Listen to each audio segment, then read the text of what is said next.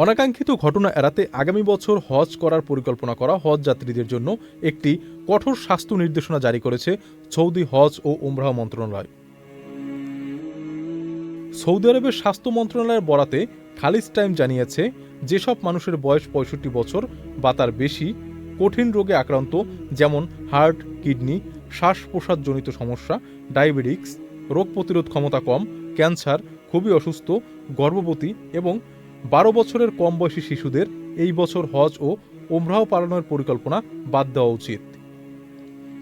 মন্ত্রণালয় আরও বলছে, যারা স্বাস্থ্যগত এবং শারীরিকভাবে সুস্থ আছেন শুধুমাত্র তারাই যেন হজে আসেন, কারণ আগামী বছরও হজ হবে গ্রীষ্মকালের প্রখর রোদে ও গরমের মধ্যে। চলতি বছর হজ করতে গিয়ে প্রায় ১,৩০০ মানুষের মৃত্যু হয়েছে, যাদের বেশিরভাগই প্রাণ গেছে অতিরিক্ত গরমের মধ্যে হেঁটে। এবছর যখন হজ অনুষ্ঠিত হয় তখন সৌদিতে অস্বাভাবিক তাপমাত্রা ছিল। যেসব মানুষ অনুমতি ছাড়া হজ করতে গিয়েছিল তারা দীর্ঘ পথ হাঁটার পরে বিশ্রামের জন্য কোনো জায়গা পায়নি। এছাড়া পর্যাপ্ত পানিও মেলেনি অনেক হজযাত্রীর। এতে করে খোলা ময়দানে অসুস্থ হয়ে মারা গেছেন অনেক হজযাত্রী।